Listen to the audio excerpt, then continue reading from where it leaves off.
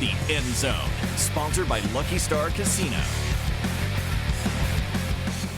Welcome to another edition of The End Zone. I am Colby Daniels, along with my co-host TJ Eckert, and from Soonerscoop.com, George Stoia joins us this week. George, we've got a lot of questions for you, a lot of answers that fans are demanding from this Oklahoma football team. What a wild week as we are fresh off the Red River rivalry. Yeah, this is a must-win for Oklahoma and South Carolina. I mean, you look at these two programs right now, both struggling. I think a lot of Oklahoma fans are like, can this team even get to a bowl game? I know South Carolina fans are wondering the same thing. So this is huge. And you've got a lot of controversy. Quarterback, offensive play caller, the injuries, all that stuff. So a huge week for Oklahoma. Good news is that there's a lot of really good insight we can gain from the Sooner Scoop message boards. Yeah. Right? No, not a whole lot of good insight there. No, a lot of angry fans, I would say. Yeah.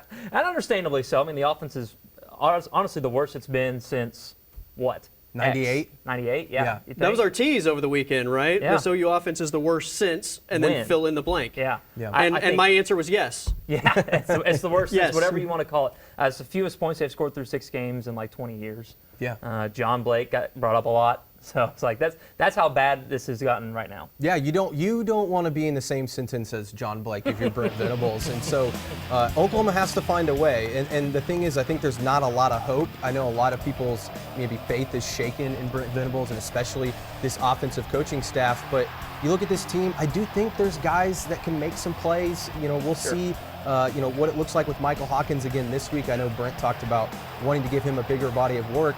What does that look like? I have no idea. Maybe they get back a Deion Burks. We'll see. But, they have to find something because if not, we're talking about people's jobs on the line, whether it's coaches or even players as starters. And so that's what I'm really interested to see is how does this team respond on offense? Because right now the defense is holding this thing up. They're doing their part. And eventually, though, we've seen it, guys, go back to 2018 where the offense was the side that was producing. The defense broke, and eventually the offense gets frustrated. You don't want that fracture in the locker room, and that's what my concern is now going into the back half of the season. Earlier this week, Brent said that they are pretty efficient, but they're not explosive. And explosive and that not being a part of the Oklahoma offense is mind-blowing, right? I mean, think about the stretch of time that we had where OU was arguably the best offense in the country year after year after year, and it was all based on big explosive plays, both through the air and on the ground. They are 133rd in the country in explosive plays on the season. Only someone named Kennesaw State has less explosive plays than this OU offense. That's mind-blowing. It's crazy, and I think part of the issue is you look out there, and we were discussing this before we got on here, it's like, who's to blame? Like, what's the number one issue? It's everywhere. There's not one particular reason. I think people want to blame Seth Luttrell, and at the end of the day, it falls at the feet of the coaches, right? But you look at the injury situation at wide receiver. They don't have a ton of talent out there right now. A lot of freshmen having to play. Zion Kearney was the bright spot a week ago. Tight end position has been awful. Offensive line has been a disaster. Running back, it's like they just don't have a bunch of dudes. Taylor Tatum's got some juice, but he's screwing up basic plays. So it's everywhere. I'm sure we want to get into quarterback stuff. Who knows what that's going to look like in the last 6 games. But that's the problem, Colby, is the explosiveness is not there because no one's executing. It seems like there's a talent problem. And also, it doesn't seem like the scheme itself is working right now. I think I heard some of the guys from OSU say earlier this week that they've only been one guy away on most plays, right? Like 10 of 11 guys are doing their job. One guy messes up and there's a bust. I think they're about 6 guys away. It's like there's always 3 or 4 different guys that are making the wrong play or going the wrong direction or making the wrong read from a quarterback perspective. I don't know where you go at the QB position. You just brought that up because both these guys don't really have a ton of experience, and the experience they've gotten this year has been pretty bad. Yeah, it's Jackson obviously had the turnovers issue, early in the season, and I still think it was the right choice to pull him in the Tennessee game because of the way that game was going. And you saw some life from a guy like Michael Hawkins, but then he looks like he's kind of regressed. Like he's played kind of timid. I don't know if that's a coaching situation where they say, hey, you got to hold on to the football, just don't turn it over. But when you're playing a team like Texas, #1 team in the country, you got to have some aggressiveness to throw the ball down the field. You heard Brent this week, there's plays to be made. And so that's why it's like I think that this game is going to tell us who's Oklahoma's quarterback for not only the rest of this season, but eventually they have to pick one for the future. Otherwise, you risk losing both guys in the transfer portal. You risk losing both guys. The way that this game plays out ultimately is going to, I think, give one of those two guys a really bad feeling about the remainder of the season. You always need two. You're always one play away from having to go to somebody else. Now, luckily, they do have a veteran in Casey Thompson that's still in that room should one of these guys ultimately check out. But it's a wild scenario, especially when you consider the red shirt situation for Jackson in play, where he looks at, if I'm not going to play here, don't play me at all and give me another opportunity to have that extra year of eligibility. And you're seeing that across college football. It's not just at Oklahoma. Guys are making that decision across the country. And so that's why it's really interesting. Does Jackson want to go into the game? I believe he does. Brent heard it. He said it this week. He wants to be the starter at the University of Oklahoma. He wants to play. So I think if it came to that situation, obviously he would go in the game. But let's say Michael goes out and plays well this week. Oklahoma wins. What does the future hold for a guy like Jackson Arnold? Because I do think that after this weekend, they have to just make a choice and say, this is our guy moving forward. This is who we want to be the guy with whoever the offensive staff is next year. And, the other guys is unfortunately probably going to be somewhere else next year. I'm not a big fire a guy mid-season type person. Firing Seth Littrell right now, what does that solve? Like, what does that do for your offense? It makes the message board happy. Quenches the thirst for blood, right? Right, that's all it does. It makes the people on Sooner Scoop happy. But I agree with you, TJ. Someone needs to pay. Yeah, I mean, it's one of those things that, look, it's a domino effect. You fire Seth Littrell in the middle of the season, then all of a sudden the offensive assistants go, do I have a job next year? Right. And if those guys are saying that, then the recruits that are committed to you say, do I have a spot on this recruiting class? And so it's a domino effect. I don't think it does any good. I also think that, look, do I think Seth Littrell's done a great job? No. But do I think he's been dealt a pretty bad hand in a lot of ways? I do. And so I think that you have to see how these last 6 games, play out. Can he fix it?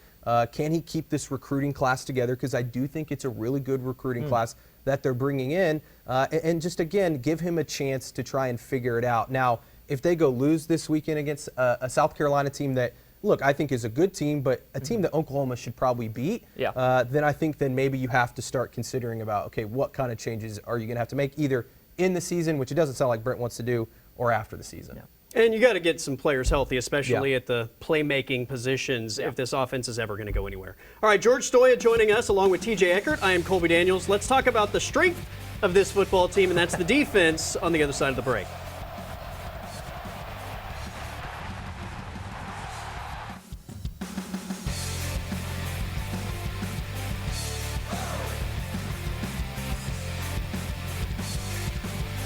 Welcome back. George Stoia with Soonerscoop.com is our guest, along with TJ Eckert. I'm Colby Daniels. All right, this Oklahoma football team, 4-2. They've got a tough road ahead. I mean, at least the main game is pretty much a guaranteed win. As we kind of evaluate things at the midway point of the season, let's look at the defense. It's been the strength of this football team, obviously. Early in the season, people called this defense elite. I know Brent Venables said after the Texas game that was the side of the ball that maybe was the most disappointing to him. Texas is also really good, right? They're going to make some plays. How do you evaluate where the defense is at this midway point? I don't think they're elite, but they're pretty good. I mean, it's probably the best defense Oklahoma's had in maybe a decade. I think you look at the talent across the board. The defensive line has been surprisingly, I think, maybe their best unit. That front 7, you add in the linebackers there. Danny Stutzman playing at a really high level. But I really like what you've seen from the guys on the edge. R. Mason Thomas, Ethan Downs had a good sack. I think it was the first play of the game this last week. But I think they've been good. They've given up some big plays in the passing game down the field. You saw Eli Bowen was a huge bright spot for this defense. I think he's going to play more, but I really like what I've seen from the Oklahoma defense so far. They've been physical for the most part. There were some open field tackling issues last week against Texas. That's going to happen. They have really good athletes.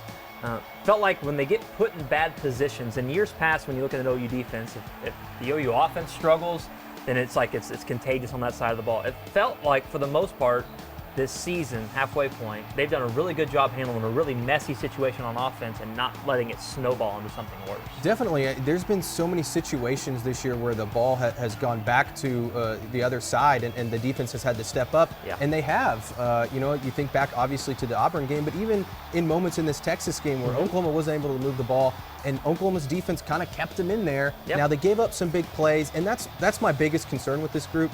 I think they're really good, and I think they're really talented.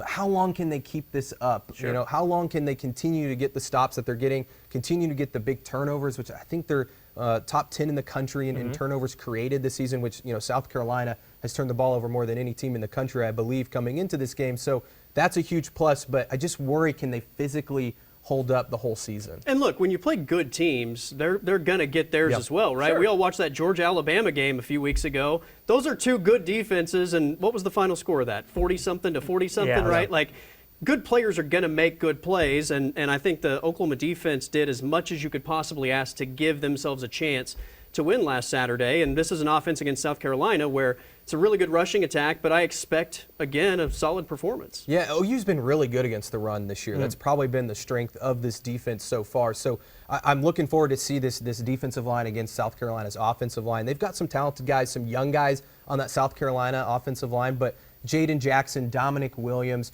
those two guys have been really good. DJ Terry, Grayson Halton has been a really good surprise. And then on the edge, I think that Caden Woolard, the stats don't back it up, but he's been playing really good football the last couple of weeks. So I think Oklahoma's going to find some success against South Carolina, stopping them. It's just, can they create some big turnovers to help that offense on the other side? It was funny listening to a South Carolina reporter talk about the Gamecock offense, and they have a redshirt freshman quarterback going through some growing pains. They said he's dynamic, he's athletic, but he makes mistakes, and he turns the ball over a lot. I was like, man, that sounds awfully familiar with what we're dealing with here in Norman right now, doesn't it? Oh, yeah, it's the exact same. It's like the Spider-Man meme where they're both pointing at each other. Like, that's these two teams right now. It's really, I think, going to come down to who can create some big turnovers. Special teams is going to be a huge part in this. I'm interested to see who's the kicker for Oklahoma. Can they create a big return in Peyton Bowen maybe getting loose or somebody like that? So, yeah, I mean, I think defensively Oklahoma should be able to create some chaos against South Carolina, make Sellers, you know, into some bad throws or fumbles. I know he's had a problem with fumbling the football. So I think this could be a big game for that Oklahoma defensive line. All right, let's get out of this defensive-minded place we're in, and let's attempt to move the chains on the other side of the break. George Stoya is with us. I'm Colby Daniels. That's TJ Eckert. This is The End Zone.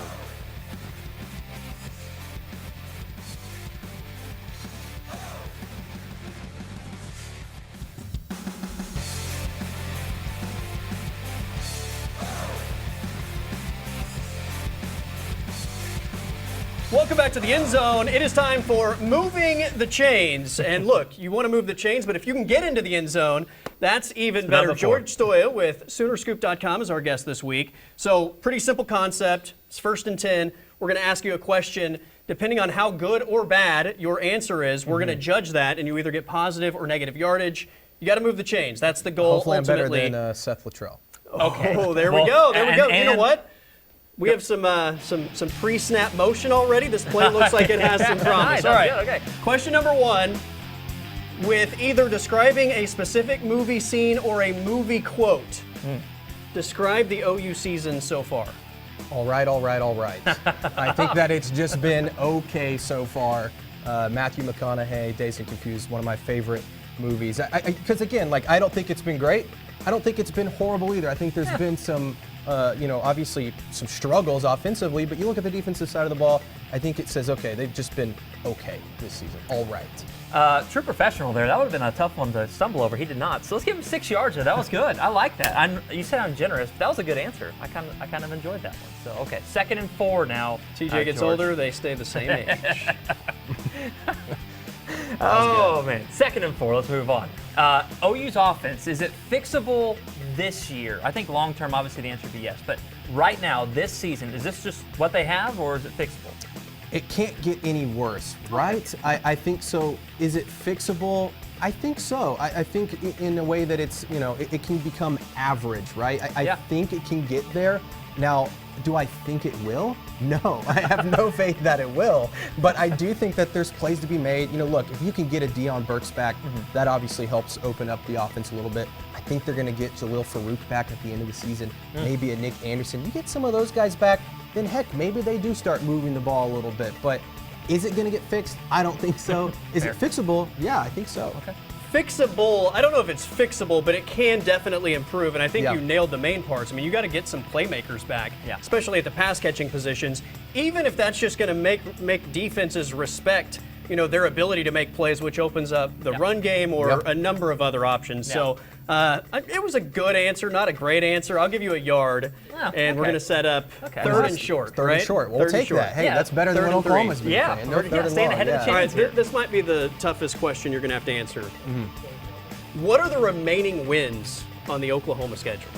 Maine, South Carolina, and that's it. I think those are the only two they've got left. Look, I think that this schedule is increasingly hard. I know Brent said this week that he feels like there's not a game on their schedule they can't win. That's what he's supposed to say, right? But when I look at it, I think Missouri, look, they're not as good as people thought, but that's going to be a really tough game to win on the road. Ole Miss on the road, I know that they've lost a couple, but I think that they're still pretty good. And then LSU on the road. I think Alabama is actually maybe one of the more winnable games just because of the way the Crimson Tide have been playing recently. And you get them at home. But I just think that Maine and South Carolina are the two that I look at and say they're going to win those two. Very negative answer on your part. So we're going to give you a negative yardage play there, so I can be the mean guy You here. know what? This is at least. I'm trying to be at realistic. least he's not being where Mike Gundy wouldn't call him a homer in this That's situation. right here. You're not being a homer. If we were going that route. Did Eddie get a first down? Eddie got a first down. Eddie got a first down. Well, you guys are partial to Eddie. Well, fair. Well, you're going to have to get one on fourth down. Is that okay? Yeah. What did you give him, by the way? Fourth and 5. We lost 2. Okay. Oh, wow. Okay. Yeah, so it was like, it wasn't, we're only going to win 2 games, so you're going to lose 2 yards. That's how it goes. Fourth and 5. I need you to tell me who the MVP of OU's been so far at the halfway point of the season.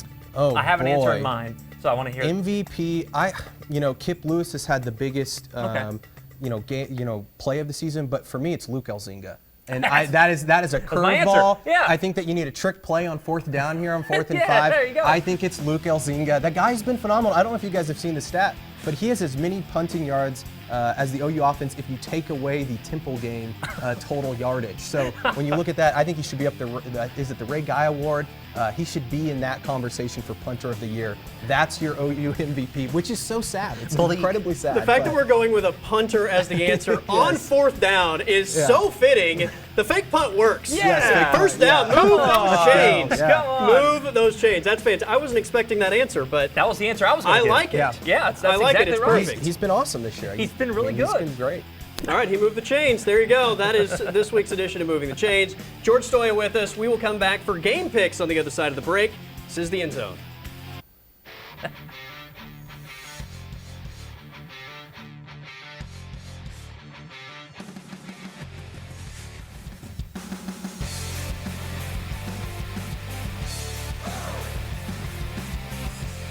As we wrap up this edition of the End Zone, before we make game picks, let's take a look at last week's standings. None of us were good. No. Losing records across the board. Yeah. 2 and 3 for TJ, Gabe, and myself. But Vegas the overall standings, TJ, it's well, pretty dominant lead I've got there. I feel like we don't need to keep showing this one. We know who's Well, winning. we have to update it every week. Oh, that's I mean, fair. I guess the math has to check that's out. That's how it goes. Fair. Well, Vegas always wins. That's what we're going to get to. That's right. And, we'll see if they win this week. All right, let's make game picks for the week. Nebraska at Indiana, 5-1, 6-0. Maybe 2 of the bigger surprises, TJ. Yeah, I think Indiana hadn't played a soul yet, and Nebraska's played pretty good so far with Matt Rule. I don't know if they win, but I don't think they lose by a touchdown, so I'll take the point. I'm taking Nebraska straight up. I think Indiana is fraudulent. They haven't played anybody. I do really like their head coach. He's been great. Yes. But I think Nebraska's pretty good this year. Indiana's quarterback is a dude, but I do think they've probably overachieved to this point. I like the points. I don't know who wins, but give me the touchdown, Agreed. and I'll take Nebraska in the points. All right, game number 2, Alabama at Tennessee. This is 2.5 points for the home team Vols. I don't know. Neither of these teams are impressing me right now, but I think the fact the game's in Knoxville lends me to think that Tennessee finds a way to win this one, so I'll take the Vols. I'm also taking Tennessee, and again, I'm taking them straight up. I think that, look, they haven't played well recently, but I do think this Alabama defense has been very vulnerable, Agreed. and I think Tennessee's going to take advantage of that. I know their offense hasn't been great, but I like Josh Heupel on the Vols. Both teams struggling a little bit. I do like Alabama's ceiling above Tennessee's ceiling, so I'll take the Crimson Tide. Another really tight one in the SEC, LSU at Arkansas, and the home team here also getting 2.5 points. Quarterback situation is a little bothersome there for Arkansas. I think if he was fully healthy, I would have leaned towards the Razorbacks, but I think LSU ends up winning this one. Yeah, I like LSU too. I think that they're playing really well right now. Go Tigers, LSU for me. All right, the big game of the weekend, Georgia +5 at Texas. Seems like way too many points. I don't know if Georgia wins, but surely it stays within a field goal, so I'll take the Dogs. I also love Georgia in this game. I just am not I think Texas is really, really good. Yeah. I just think Georgia might be the best team in the country. I think Texas wins, but I certainly am not going to give Georgia 5 points Agreed. against anybody in the country. And finally, 11:45 kick on the SEC Network, OU hosting South Carolina. OU because they have to. They have to. South Carolina has to too, but I'm also taking OU. I think they get it figured out this week. Yeah. South Carolina's defensive front, I think, could be a They are big good. problem for either quarterback. But on your home field, Oklahoma has to feel the urgency. Got to have it. I'll take the home team in this, and I probably would if this were in Columbia as well. I would No too. doubt. All right, gentlemen, should be a fun weekend. We'll do it again soon. See you guys.